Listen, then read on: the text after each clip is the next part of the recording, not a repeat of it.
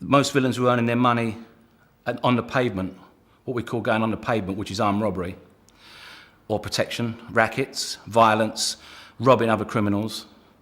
But around about, they were dishing out so much heavy bird during the mid-80s. They were using the supergrass system. A lot of armed robbers got caught and got put away down to supergrasses.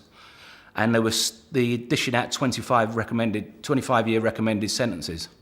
So people looking at that, us coming up, although we did get involved on the pavement, we knew that there was no future in it. It was a mug's game. Puff started to be smuggled into the country. When I say puff, I mean hashish, mostly from North Africa.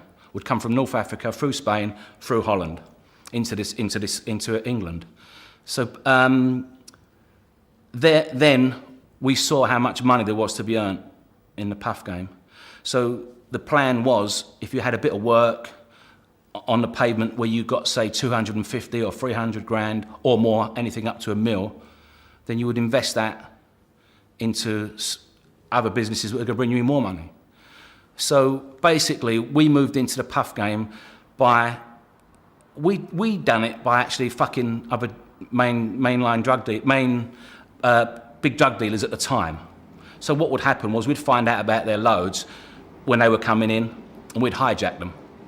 So one load we took off of one character called the Bug, who was a major league player at the time. We carved up about 1.5 mil off of his load. All we'd done was wait. We knew when his transport was coming in because we had the driver. We knew the driver.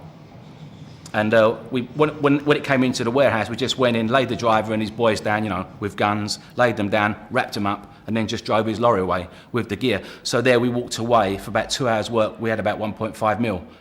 Well, it's a lot of money today, but go back to like 1985. That's a real big amount of money. When people say villains and villainy and armed robbers, they're really talking about just little groups of unorganised people going out and earning some money, going out and spending it on holidays. But what we done, we basically made contacts with other proper firms. I mean, you would look by like late 80s, you'd look down. Anyone who was working the pavement, you'd say they were a mug because that wasn't the way to go.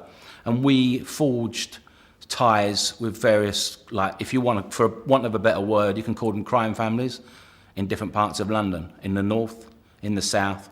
All of them were bringing in drugs. The only trouble was, what happened was there was no honour among thieves. It was really dog fuck dog. And that's when there was lots of violence. I don't know if you remember, but there was lots of gangland killings in the 80s. Because the temptation was too much. You'd have a load come in and you'd be sitting there, you've got £2 million in readies. Now what do? You're four-handed and you're supposed to weigh off to that lot over North London.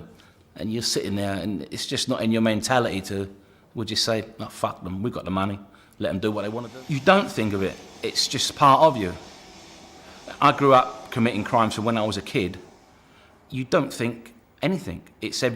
All you do is every day you just want another deal, because not even for the money, it's being involved in deals. Every day we were scheming to fuck someone or to rob someone, or someone would come to someone with what we would call, it's called a coup.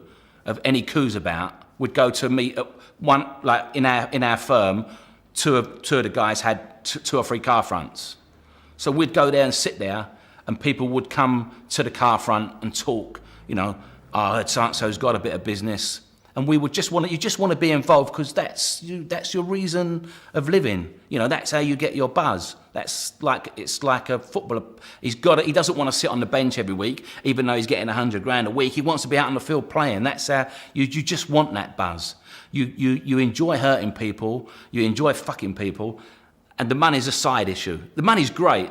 But after you've made X amount of money, you're comfortable. It's not really about the money. It's you just love it. You're just wrapped up in the whole.